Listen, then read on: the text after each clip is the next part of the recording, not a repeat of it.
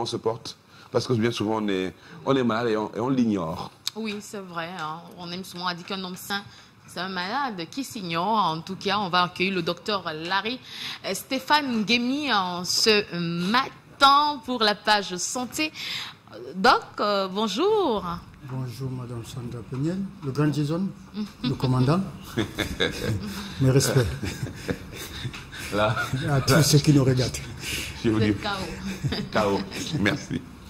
Je suis un peu perdu même dans ce que j'allais dire parce que j'avais une petite introduction autour de ça. Bon, bref. Peut-être ça pourrait venir en conclusion. Oui, mais quand on dit un malade qui s'ignore, là je suis complètement perdu, je ne retrouve pas cette... oh là là là, autant, pourquoi ça m'échappe encore? Souvent ça fait comme des... Ça part, c'est là, mais il faut capter le truc, quoi, voilà. En fait. Bon, un malade qui s'ignore, ça veut dire, voilà, c'est revenu. Voilà. Un malade qui s'ignore, justement, donc c'est un peu comme... parce que Sarah le disait, quand on dit être un homme sain, on est un malade qui s'ignore. Un homme sain est un malade qui s'ignore. Oui. Docteur, est-ce que c'est un peu comme ces voitures qui ont des ordinateurs, enfin, c'est pas des voitures spéciales, hein, une petite Mercedes ML ou bien classe C, vous allez voir l'ordinateur qui vous donne les défauts de la voiture. Oui. Vous allez voir que toujours, il y a quelques défauts quand même. Oui. Il y a peut-être 2-3 défauts, jamais c'est complètement sain. Est-ce que le corps fonctionne de cette manière-là? Il y a toujours un petit défaut quelque part, il y a toujours un problème quelque part, une dent qui est cassée, peut-être un truc, je sais pas, une veine qui a été coupée. C'est comme ça que le corps humain est constitué? Toujours. Il y a toujours un défaut quelque part. Voilà justement pourquoi on dit un homme bien portant est un malade qui s'ignore. D'accord, donc. Avec les voitures aussi, ça marche. Rien n'est parfait sur Terre, alors. Voilà. Alors, on parle d'un sujet assez particulier. L'albinisme, ce matin, Doc, c'est l'actualité. Hein. On est tenté de savoir ce que c'est que l'albinisme. Voilà, il faut le dire, Madame Sandra Peniel, il faut le dire, c'est vrai que même nos journaux n'ont pas fait allusion. Ça, il faut déjà le dire, parce que le dimanche, c'est célébré justement la journée internationale de sensibilisation contre l'albinisme. Oui. Malheureusement. Mais malheureusement, je voudrais dire heureusement, autant pour moi, LTM a pensé à ces albinos. Ça, il faut le dire. Voilà, parce qu'il faut dire que le grand Jason, ces personnes-là sont parfois stigmatisées, s'il faut le dire ainsi, ou encore marginalisées, ou encore traité de tous les mots. Ça, vous devez le savoir. Et dans on les tuait même. Voilà, très bien. Voilà. Donc, il faut dire que ce matin, LTM, nous sommes avec vous. Ça, il faut le dire comme ça. Et pour que beaucoup puissent comprendre la chose, l'albinisme, en effet, n'est pas la sorcellerie. Il s'agit bien et bel d'une pathologie génétique qui affecte la peau et les yeux. Parce qu'il y a la forme oculaire et il y a la forme cutanée. D'accord. Voilà. Et on peut avoir justement les deux formes. Oui. Oculo-cutané. Voilà. Qu'est-ce qui peut provoquer ça? Parce que vous avez des albinos dans votre famille, Sandra Peniel? Pas vraiment, mais comme la famille est très large. La mienne, si, je peux vous donner son prénom, Fidèle. Nous, on l'appelle le blanc de la famille. Ben voilà. Je crois qu'il a très bien vécu. Il vit très bien son albinisme parce qu'on l'aime tellement. Nous, on l'appelle même pas Watt, on l'appelle toujours Fidèle. Alors, pour revenir un petit peu à ce que nous disait M. Docteur, donc, vous le disiez, c'est pas une fatale. Enfin, je veux dire, c'est pas quelque chose de mauvais et dangereux. Oui, comme on peut le penser. Comme on peut le penser. Voilà. D'où l'importance de connaître les causes. Voilà. Tout à fait. Voilà. En parlant des causes, justement, il s'agit bien évidemment de l'absence de ce qu'on appellerait la mélanine. Alors, elle peut être partielle ou totale. Alors, ce pigment, normalement, a cette particularité, justement, de colorer la peau, les yeux, voilà. Ça, c'est important, les cheveux, les poils, en général. Voilà. Donc, ce défaut, justement, de pigmentation de la mélanine, justement, est responsable de ce qu'on appelle l'albinisme. Voilà. D'accord. Comment non? Alors, on était vraiment en train de visualiser ça, docteur. Dites-nous, peut-on attraper peut-on attraper l'albinisme? Est-ce que c'est quelque chose qu'on peut attraper ou bien est-ce que c'est contagieux? En dormant avec quelqu'un qui... Je crois que si on pouvait l'attraper, monsieur Jason Bla, vous êtes mieux placé pour nous le dire. Que j'aurais déjà avec Fidèle. Non, je ne parle pas de vous. Je voudrais parler avec Fidèle qui est dans la famille. Oui, tout à fait. Voilà, il faut dire que ce n'est pas contagieux. Voilà, on ne l'attrape pas. Mais j'ai l'impression que c'est héréditaire. C'est héréditaire, voilà. C'est ce que je voulais donc dire. Oui, on ne l'attrape pas, c'est héréditaire, bien évidemment. Je dis, ce n'était pas le premier albinos voilà. dans la famille. Donc il s'agit justement de quoi? Il faut dire qu'il faut qu'il y ait les deux parents puissent avoir justement un gène muté pour qu'un enfant soit albinos. D'accord. Et non un parent seul. Ok. Parce que ça, il faut vraiment le comprendre. Parce que vous allez justement trouver des parents noirs, s'il faut appeler ça ainsi, faire des albinos. Alors on se pose la question que, mais tiens, pourquoi mais il n'y avait pas un albinos parmi? Comment est-ce qu'ils ont fait un albinos? Alors, donc, c'est ce qu'il faut comprendre ce matin. Ok, donc est-ce qu'un blanc peut être albinos et quelles sont les complications de l'albinisme? Voilà, justement, un blanc peut être.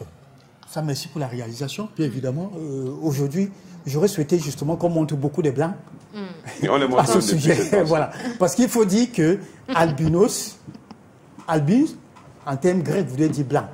On les voit, et les blancs on voit, on dirait, les cousins des... Les blancs, ils sont voilà. là? Les cousins de Manu. Alors, il faut dire justement que les personnes les plus concernées, justement, sont des blancs. Ils sont très touchés par l'albinisme. Ils sont très touchés par l'albinisme, justement à cause de ce problème de mélanine. Oui, ça, il faut le comprendre. Alors, malheureusement, heureusement pour nous, les Noirs, on en trouve justement, mais assez rare. Ça, il faut le dire ainsi. Voilà. Est-ce que c'est quelque chose que l'on peut traiter, docteur? Est-ce qu'on peut soigner l'albinisme? Est-ce qu'il faut espérer, est-ce qu'on a besoin de soigner même d'ailleurs? Non, déjà, ça ne se traite pas. C'est une pathologie, elle est incurable. C'est toute la vie. Voilà. Elle ne se traite pas. Mais il faut dire que la prise en charge consiste bien, justement, pour ceux qui sont déjà sujets, à pouvoir s'entretenir. C'est-à-dire notamment, parce que ces gens ont assez de complications, déjà, il faut le dire, avec des problèmes oculaires, avec des problèmes de peau.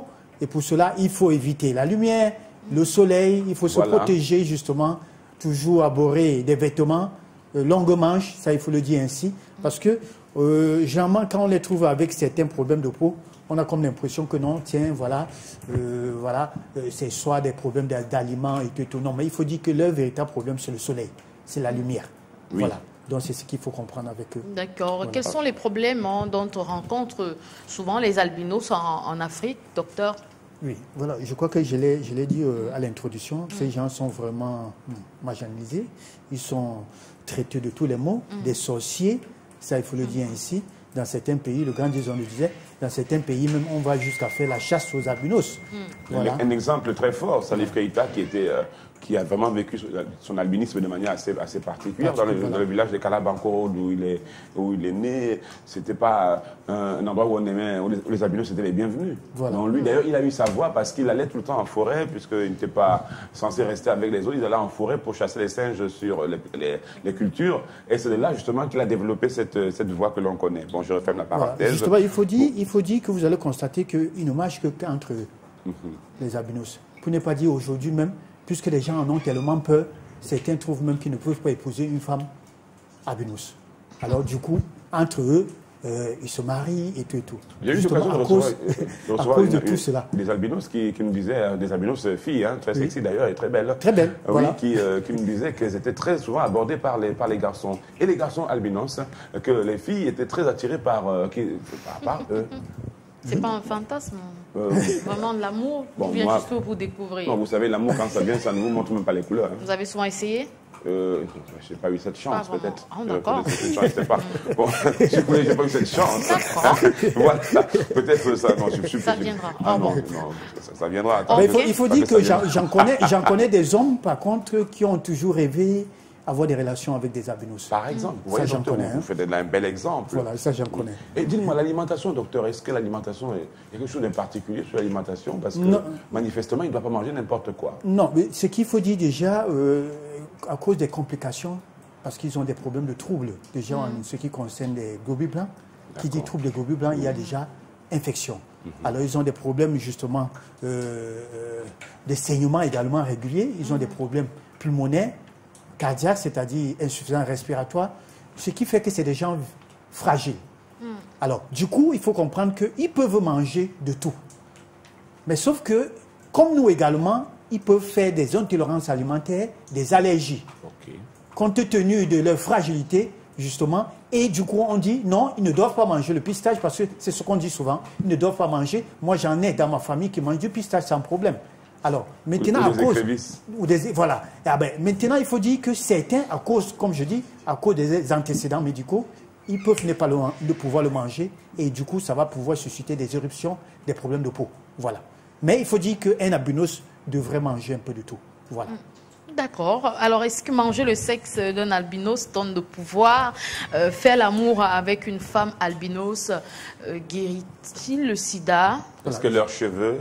voilà, la question vraiment, elle est très bien posée parce qu'il faut dire que dans un pays, notamment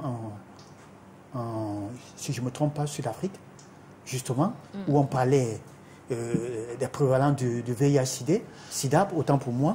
Alors, il y a des gens qui, justement, faisaient la chasse aux albinos. Pourquoi? Parce que, dit-on que quand vous couchez avec un albinos, vous étiez guéri de votre pathologie. Ça, il faut le dire vraiment. Il faut le décrier. Pour moi, c'est des superstitions, ça, il faut le dire. Que ça soit manger du sexe, que ça soit couper des cheveux pour faire des remèdes, parce qu'on dit que c'est des antidotes, ça protège et tout. Ça, franchement, ça n'existe pas. Je dis non et non, c'est des superstitions, sincèrement. Alors donc, ils rencontrent des problèmes en Afrique, les albinos, hein, parce que c'est vrai que chez les Blancs, comme vous le disiez, les personnes à la peau blanche, c'est connu depuis très longtemps, il y en a beaucoup, vous le disiez. Mais en Afrique, quels sont les problèmes que rencontrent justement ces albinos? Oui, moi, comme je l'ai dit, je crois, je l'ai répondu à Sandra. Je disais tantôt, ces gens-là sont déjà... Oui, excusez-moi, je parle des problèmes de superstition. Quel autre problème dans le plan de la société, vivre avec les autres aussi, donc en société, comment ça se passe? Non, justement à cause de leur forme physique, il y a déjà ce problème. Il y a des appellations même qui sont données. Voilà, il y a des appellations. Genguérou, par exemple. Voilà, Genguérou, voilà, et ça, c'est pas bon. Bon blanc. Il faut dire aussi bon blanc. Il faut dire également que ça soit aussi au milieu professionnel. Je vous assure qu'il y a même certains qui n'arrivent pas à trouver d'emploi à cause de leur pathologie. Justement, pourquoi? Parce qu'on les traite justement des sorciers. Ils vont dans un restaurant pour pouvoir... J'en connais, ça il faut le dire. J'en connais qui allaient dans un restaurant pour pouvoir... Non, on a trouvé que non, déjà, c'est des gens pas propres, voilà. C'est des gens, non, il faut faire très attention parce que certains clients, s'ils voient ce monsieur cuisinier, ils ne pourront pas manger ici. Oh, il y a autant de choses, monsieur Jason. Il y a autant de choses. En naviguant sur certaines superstitions, quand on voit l'albinos, on crache un peu rapidement pour éviter... c'est pour ça que je parle de navigation sur des superstitions. Enfin bref, c'est quand même un sujet assez intéressant. Il faut en parler, hein, parce que autour de nous, peut-être il y a des albinos, j'en connais un qui est un très bon ami. Nous en avons beaucoup vraiment dans notre ville même d'ailleurs, pour ne pas dire dans notre pays. Alors se marier, on l'a dit, hein, je ne sais pas, Sandra, se marier entre cousins, est-ce qu'il y a des risques justement d'avoir des enfants albinos? Bien sûr. Oui et oui. Ça je dis oui et oui. Voilà. Le pourcentage est beaucoup plus élevé. Vous savez que le mariage entre cousins, ça existe, surtout moi j'ai vu ça en Afrique occidentale, et c'est vraiment tellement naturel. Naturel qu'on épouse, que vous épousez le fils de la fille de votre oncle. Il n'y a pas de problème là-bas, ça ne dérange pas. Mais est-ce que ça peut entraîner justement l'albinisme? Oui, justement, le risque est élevé, surtout dans les zones où justement ce problème d'albinisme pose problème. C'est vraiment élevé, ça il faut le dire. Et justement, et là, dans ces zones-là, justement, pour tout cela, parce qu'il s'agit justement de liens de consanguinité, ça c'est très fort, ça il faut le dire ainsi. Je ne pense pas que dans notre pays, on se marie entre cousins. Je ne sais pas, à moins que ça ne soit pas officiel. Je crois que ça... Voilà. Donc, mais il faut dire qu'en ce qui concerne l'albinisme... Ça veut dire que c'est avec tous ces corollaires. Il faut dire qu'en ce qui concerne l'albinisme, le risque est beaucoup plus élevé. Ça, il faut le dire ainsi. Voilà. Et surtout que nous faisons partie, justement, vous l'avez écouté, Mme Sandra dit tout à l'heure, elle réfléchissait quand vous avez posé la question de savoir si dans sa famille, d'autant plus que la famille est tellement large que parfois on ne peut même pas s'en rendre compte. Et voilà pourquoi on arrive parfois à faire des mariages entre cousins, cousines et tout. En tout cas, je sais qu'entre Bozo et Dogon, le mariage est maudit, c'est interdit. On en reparlera des Bozo et des Dogon. Peut-être Sandra, avant de passer à autre chose, je ne sais pas, je vous voyais avoir une préoccupation sur l'albinisme toujours. Bon, je pense qu'on a fait le point, sauf si vous avez une... Faire l'amour avec... Vous avez parlé de ça, faire l'amour. Vous avez évité?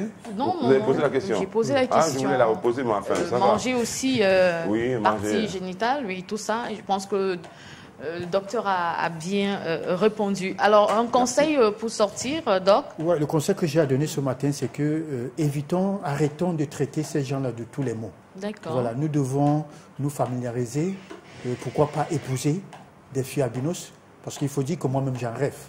Ça, si je n'étais pas déjà marié, je crois que je l'aurais fait. Alors, mais il faut dire qu'on devrait les prendre comme tous les autres. Oui. D'ailleurs, cessons donc justement de les traiter de tous les mots. Ils ne sont pas différents de nous, en dehors de cette pathologie-là qu'ils ont, d'ailleurs. Et moi, pour tout cela, ces albinos qui nous écoutent ce matin, nous sommes de tout cœur avec eux. Alors, courage dans vos activités. Courage, prenez surtout bien soin de vous. D'ailleurs, la prévention consiste justement à fuir le soleil et à bien s'habiller notamment.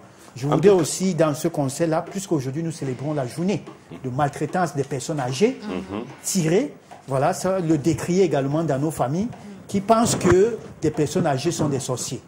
Alors, si vous avez, pour vous qui avez des personnes âgées, dit-on que c'est une bibliothèque, des personnes âgées, c'est une bibliothèque. On en parlait, Sandra. Voilà, donc nous prenons bien soin d'eux, surtout parce qu'ils en ont pris soin de nous. Nous, à notre tour, nous devons prendre soin d'eux. Voilà. D'accord. Merci beaucoup à vous, docteur Larry Stéphane. Ne pas s'occuper d'une personne âgée alors que vous pouvez le faire, alors que vous êtes très concerné. Hein, c'est un enfant, votre grand-père, votre grand-mère, vous vous en occupez. Si vous ne vous en occupez pas, c'est presque un sacrilège. C'est un grand péché. Hein. Merci encore, docteur. Bonne journée. Vous répondez au 699 64 57 en 59 675 92 47 91, numéro au bas de